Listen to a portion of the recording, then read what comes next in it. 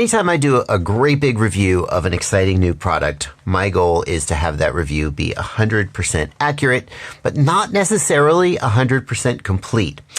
Here's what I mean by that. If I did a complete, thorough review of the new DJI O3 Air Unit and Goggles 2 with every single question that you wanted to know the answer to in that video, it would be an hour and a half long and you wouldn't watch all of it. So you always got to leave some stuff out. And occasionally you get something wrong. So that's what this video is for. This video is everything I left out of the DJI O3 Air Unit review and one thing that I just got wrong. I'm Joshua Bardwell, and you're going to learn something today. I feel like the only way to act with integrity is to start this video with the two things that I thought of another one. The two things that I got wrong in my review and set that record straight. And then we're going to dive into questions that you guys definitely want to know the answer to, but that weren't in that video, mostly for time reasons. There are questions like, can you do video out to your phone? Does the OSD work on the Goggles 2, etc., etc.? There are a lot of questions in here. I'm going to try and answer them as concisely as possible. There's a table of contents in the video description and down in the timeline you can see chapter markers if you want to see what the questions are and try to jump to one that you're most interested in. So let's begin. Correction number 1. I said that the antennas were not removable. I don't know how I missed this. Well, they're not that easy to pull out. They pull out and they are removable. And there is an MCX connector in there that is a modular antenna connector. And that does mean that in theory, someone could make aftermarket antennas for this, and they probably will. There are two internal antennas. And they may be a little harder to change without opening up the goggles. So you still potentially will get better performance with four high gain antennas on your V2 goggles. But I was just wrong when I said the antennas were not removable. And everyone in the comments told me. I don't know how I missed it. I just somehow didn't get that notice. The second thing I got wrong is I said that the gyro chip on the Air Unit that's used to stabilize the footage and that's used to generate the gyro data for a program like GyroFlow to do the stabilization. I said that that gyro chip was located in the body of the Air Unit, and that results in some problems sometimes where stabilization doesn't work right. That is a combination of a true thing and something that I heard, but that turns out not to be true. So the gyro is not located in the body of the Air Unit. The gyro is located in the camera, and that is what you would expect DJI to do. Yeah, but the part that the true part was that there are still some situations where you end up with bad gyro data that can't be stabilized. It's just not because of the mislocation of the gyro in the camera, but just because the vibration affects the camera in a way that makes the gyro data not usable. It seems like it's somewhat similar to what's going on with the Hero 6 and Hero 7, where you can't use GyroFlow with them, although I don't know if it is specifically that exact same issue related to the sampling rate of the gyro. The bottom line is that if your camera experiences bad vibrations, you can end up with stabilization data that's not usable. DJI's recommendation is to use a higher PWM frequency for your ESCs, to use 96K PWM, and that will smooth out those vibrations. Some people have tried using silicon or TPU bumpers, to reduce the vibration getting to the camera, and other people don't experience problems with it at all. But the statement that I specifically made about the location of the gyro is not correct. One of the most exciting features that DJI introduced in this generation is the ability to show the full Betaflight OSD with the MSP DisplayPort functionality. When I tested that, it was not working on my V2 goggles. It was only working on the Goggles 2. I have since updated to the release day firmware, and I can confirm that it is working in the Goggles 2, just as expected. Good news. However, the V2 goggles cannot record the OSD in the same way that we saw the Goggles 2. So the Goggles 2 record the entire screen, the menus and everything. And the way that they're able to do that is that they have enough horsepower to re-encode the signal coming from the VTX in real time. If you think about it, the VTX takes images from the camera, it encodes those into an H.264 or H.265 package, it sends them over the air, the goggles display them. With the V2 goggles, all they do is they just record the H.264 feed, or H.265, whatever it is. They just record that feed to the DVR. They don't have to do any processing of the feed. But in order to record the OSD or other menu items that are drawn by the goggles, they would have to lay that over the image sent by the VTX and then re-encode that. And that takes a fair amount of horsepower. That's why the Goggles 2 are able to record the full menu in OSD, but the V2 still just give you a naked feed with the DVR. And you can use this subtitle file, the SRT file, to overlay some things, but not the full Betaflight OSD. It doesn't seem like there's a solution for that coming, because these goggles just don't have the horsepower to do what would need to be done in order to record the full Betaflight OSD. One of the most frustrating bugs from the V2 system has not been fixed in this new generation, and it's an even bigger issue than before. That bug is, so there's 4 modes that the goggles can be in: DJI FPV, Avata, O3 Air Unit, or what we call DIY. That's the mode where you're binding to air units and vistas in your home-built quads. And the bug is that when you switch modes, so let's say we go to settings, we go to about, and we go to switch modes. Okay, so I'm going to switch to the DJI Digital FPV system, and that's going to let me bind to my air unit and vista. The bug is, I've got a power cycle for that to work. The bug is that when we reboot the goggles in the new mode, all of the binds that we previously had are lost, and we have to rebind every single vista, every single air unit, or every single O3. As far as I can tell, that's still here, and it goes both ways. So when you switch from DIY to O3, all of your O3 air units are no longer bound, and when you switch from O3 back to DIY, all of your vistas and air units are no longer bound. And yep, I'm on the latest firmware. DJI, fix this. This is stupid. Does USB video out work with the O3 Air Unit? Yes, sort of. When I plug in USB with just a regular USB-C to USB-C cable to my phone while running the DJI Fly app, you can see that it thinks the O3 Air Unit is an Avata. That may be fixed in a future firmware update. And if I hit Go Fly, I can see the real live video feed. That does not... Does that include the menus? It does not include the menus, but it does include the Betaflight OSD. However, there isn't any way to get an HDMI out that I'm aware of. This little adapter plugs into your phone with USB-C, and it has an HDMI out that lets you mirror the phone screen to an HDMI device. And I've used this in the past with the FPV Out project, with the Goggles 2 and the Vista and etc. I've used this to get an HDMI output from my phone. That does not work with the Goggles 2. As soon as I insert this, the DJI Fly app no longer talks to the goggles and you don't get any image at all. It is also unclear to me whether there is a way to get a clean HDMI out from the Goggles 2. We can see here that we do have the OSD elements. With the V2 goggles, the USB output was completely clean except for a DJI logo in the lower right. This is, of course, going to be a very important question for people who are using this, where they're broadcasting the live feed. You would definitely want to get a clean feed, and I don't know if there's any way to remove the Betaflight OSD from the HDMI output. Does USB out to the DJI Fly app work with the V2 goggles as well as the Goggles 2? And oh, very interesting. It gives you a clean feed. Well, there you go. Because the V2 goggles don't have enough horsepower to re-encode the signal. It's exactly what I was talking about with the DVR previously. So it looks like if you want a clean feed, then the V2 goggles are the way to go. But what about, I never tried the HDMI thing with the V2 goggles, only with the Goggles 2. Shoot, this isn't going to work. That's only power. Let's try the USB-A connection. Maybe for some reason that's only power. Maybe it'll work here. Oh. Open the Digiview app to handle Pigeon. So that's working with the Digiview app. Oh. Wow, I don't even know how to parse this. So the DJI Fly app is not detecting this as a valid device.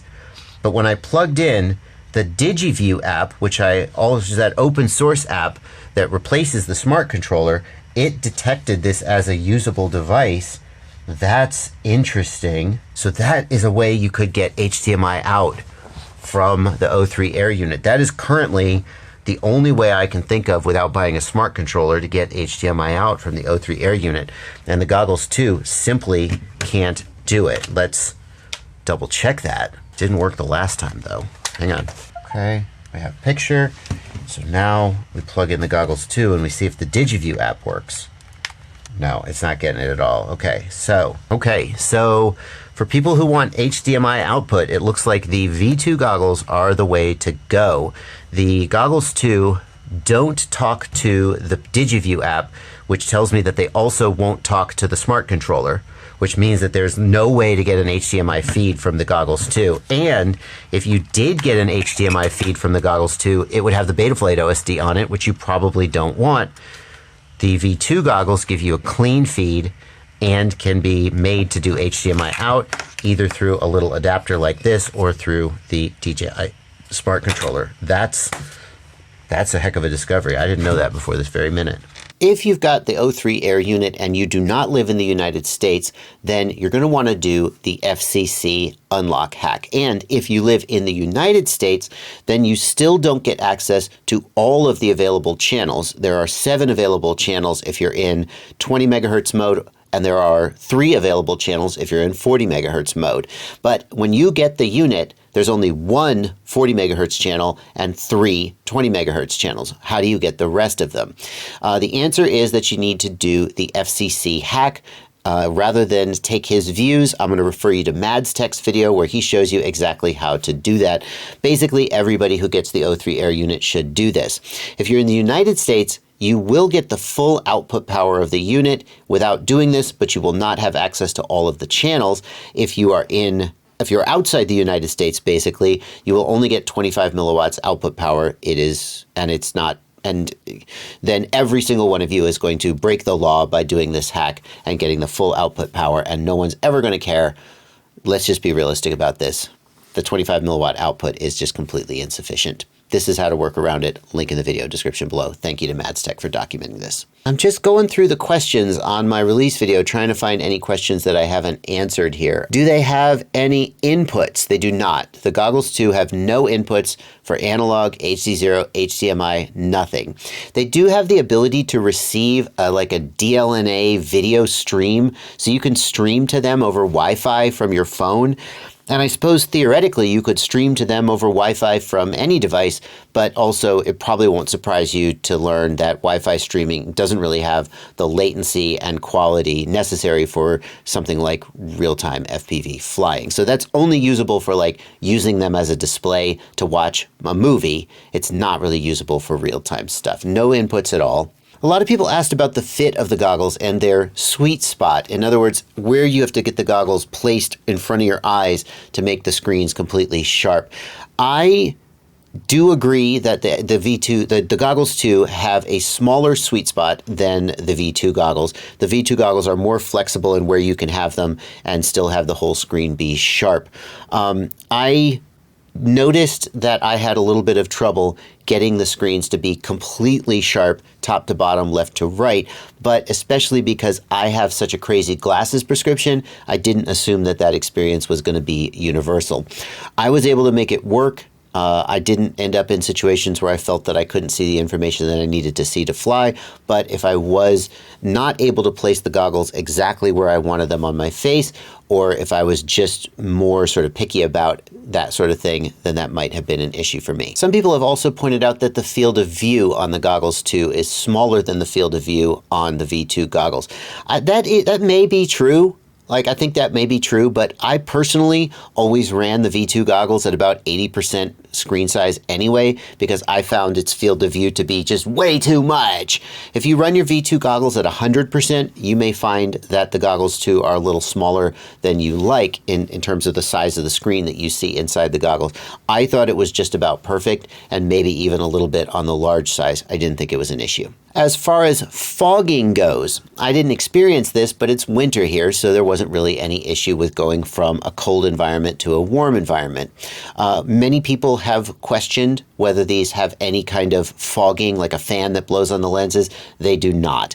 DJI's recommendation if you experience fogging is, and this is straight from their manual, go back inside for a little while and let the goggles cool down. So if you regularly have trouble with fogging and you feel that your goggles absolutely must have active fans blowing on the lenses to prevent them from fogging, neither of the goggles have that. Neither the V2 nor the goggles do. So take that into consideration. Mad Max FPV here asks about in-goggle adjustment of the image on the goggles too. There is in-goggle adjustment of the image, things like exposure, ISO, saturation, etc., shutter speed, all of the things you would expect to see with a camera. Those things are adjustable in both the goggles 2 and the V2 goggles.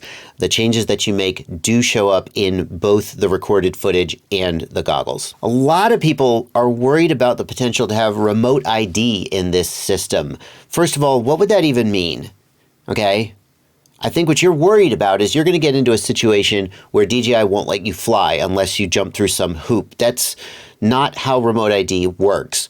The only time you could end up in a situation where your drone will not take off because of remote ID is if you have a fully built drone that came with a remote ID built into it, something like a Mavic, an Inspire, a Skydio, any one of these drones. All of the self-built drones that the O3 Air Unit is going to go into rely on you to comply with remote ID. There is no regulatory or technical requirement that the drone itself know whether remote ID is working or refuse to take off if it's not working.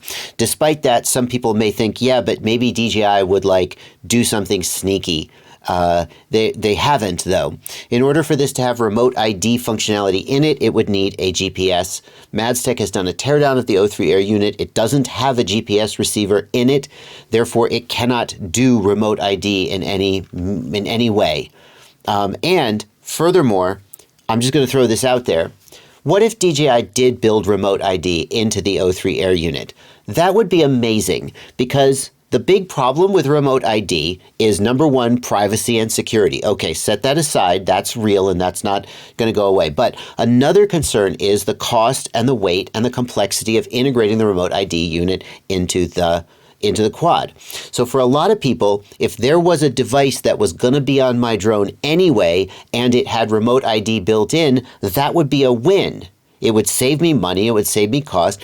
And so for those people, if DJI had put remote ID into the Air Unit somehow, fantastic. Now I don't have to worry about it anymore. It's just taken care of for me. But they didn't, and it's not really plausible that they would. So all the people out there spreading rumors like, oh, don't buy the V2 goggles because they have remote ID in them. That just doesn't make sense. From a regulatory perspective, from a technical perspective, that statement just doesn't make sense. Stop it. A lot of people asked about switching between 16:9 and 4:3 mode. I only demonstrated 16:9 with 4K in my original review video, but you can switch the goggles into 4:3 mode, and in fact, you might want to. So I've shot some test footage here, and in order to show it to you, I want to show you what might be one of my favorite things that DJI did make better about the new system, which is that you can plug in the Vista and you don't need a battery plugged in, and you can flash firmware and download footage from the SD card without plugging a battery in. Freaking amazing. And voila, 2 new removable drives pop up, one for the internal storage and one for the SD card. We can just grab our footage right off of there. Amazing. If we look into those drives, we can see something that at first seems exciting, but then it turns out it isn't. So here are the SRT files. That's the subtitle files. And on the V2 goggles, those are used on the goggle DVR to record things like megabit per second latency and so forth, since the V2 goggles don't record the overlay. And that's nice, but this isn't that. This is being recorded on the Air Unit. So if we actually open this file up and look inside it, we can see it's just got camera information like the shutter speed, the f-stop, the exposure value, the color, the focal length. It's kind of cool to have this, but if we actually look at the goggle DVR, that SRT file isn't there anymore. The only way to get things like megabit per second in flight is to record the screen overlay, and that doesn't include latency. So as far as I can tell, with the Goggles 2, there's no way to get latency recording in real time or at all, because they don't give it to you. With the V2 goggles, they still record the SRT file as before, and you can get latency for the O3 Air unit that way. So then, getting back to the question of 4.3 versus 16.9 and the field of view. The goggles can be switched between 4.3 and 16.9, and the goggles have 3 different field of views: normal, wide, and ultra wide. And the first thing I want you to know is that the field of view only changes what is recorded on the Air unit. The field of view does not change what you see in the goggles. So what you're looking at right now is normal field of view as seen in the goggles, normal field of view as recorded on the Air unit, and as you would expect, they're the same. And then the wide and the ultra wide field of view, and this is what's recorded on the Air unit, but the goggles always show the normal field of view that you're seeing in the upper left-hand corner of the screen. So if you were hoping to do an ultra-wide field of view for some reason while you were flying so you get more peripheral vision, you can't do that. And if you're interested in very, very precise framing, it's going to be difficult to do that as well, since you'll always be looking at this squished down field of view. I can't find any way to make the goggles reflect the field of view that's being recorded on the Air unit. As far as the 16.9 versus 4.3 switch, that does affect what you see in the goggles. Yay! And one of the coolest things that I think was overlooked by a lot of people, and I didn't put it in my review just because my review was long enough, is that the native sensor is 4.3.